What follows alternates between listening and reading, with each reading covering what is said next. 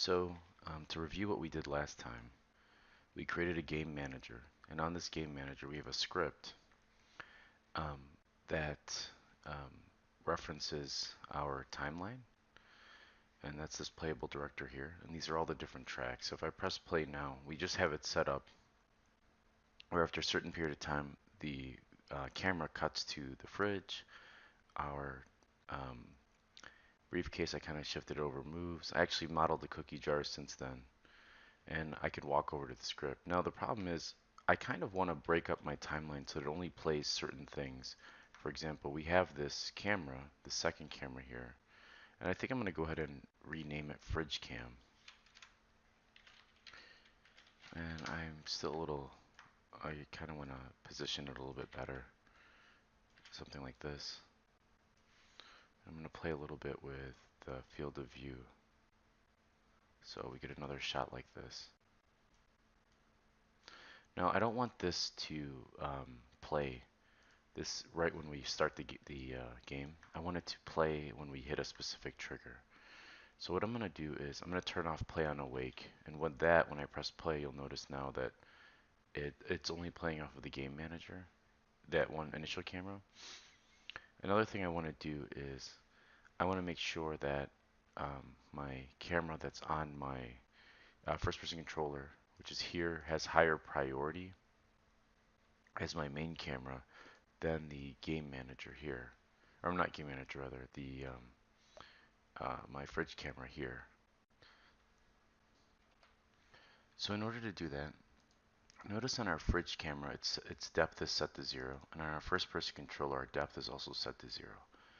I would like to give this one higher priority. So when I set this to 1, you'll notice right off the bat, this has higher priority than the fridge camera. So when I press play now, you'll notice I can walk around the scene and it's not logged in on that fridge camera.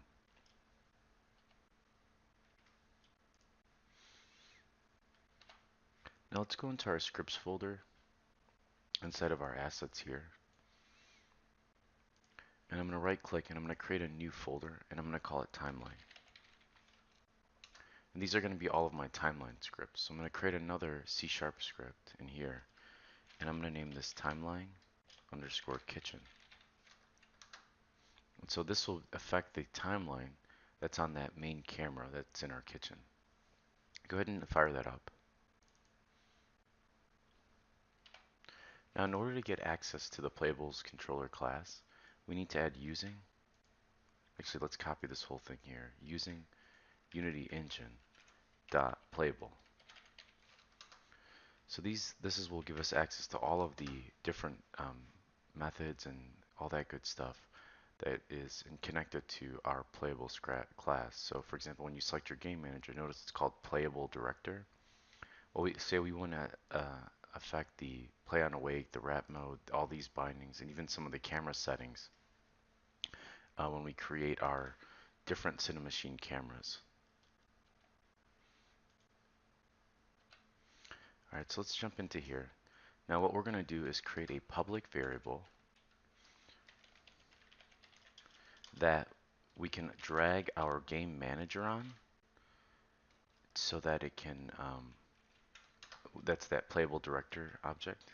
I'm just going to name it the same thing but lowercase.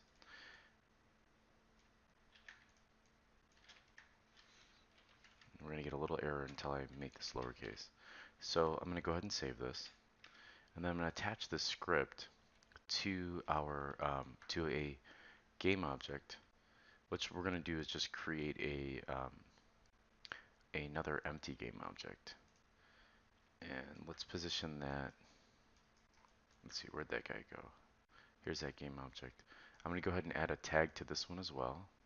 So I'm going to click this and let's make this one light blue. And I'm going to name this one timeline trigger.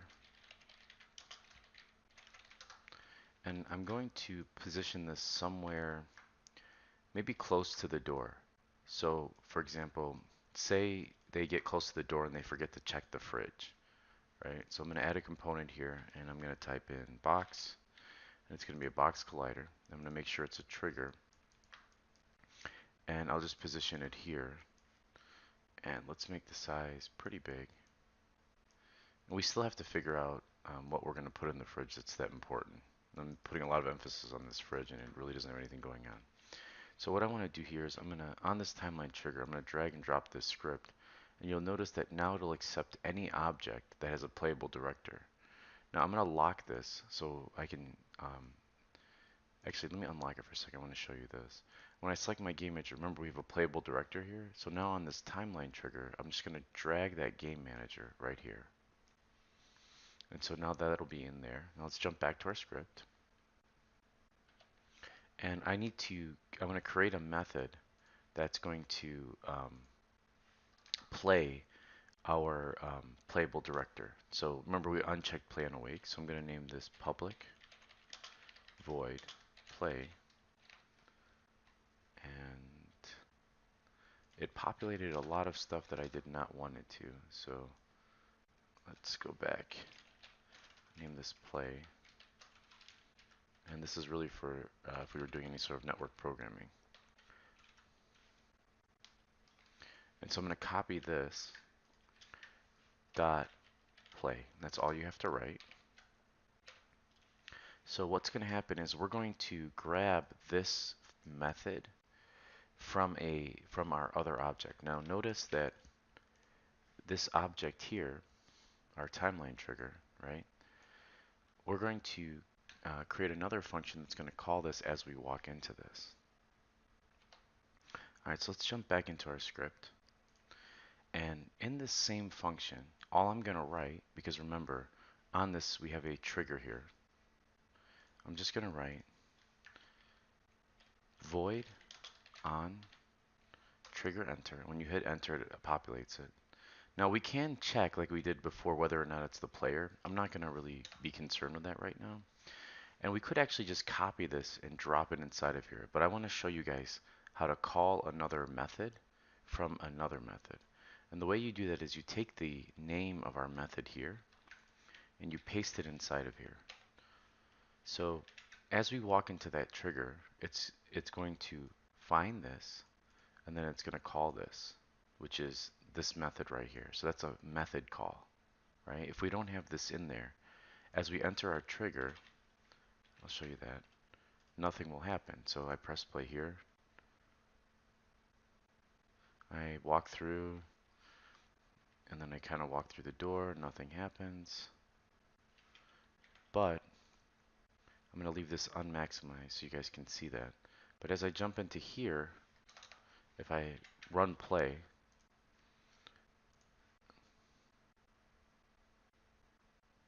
and I walk into this section here, over into this, notice it called the camera.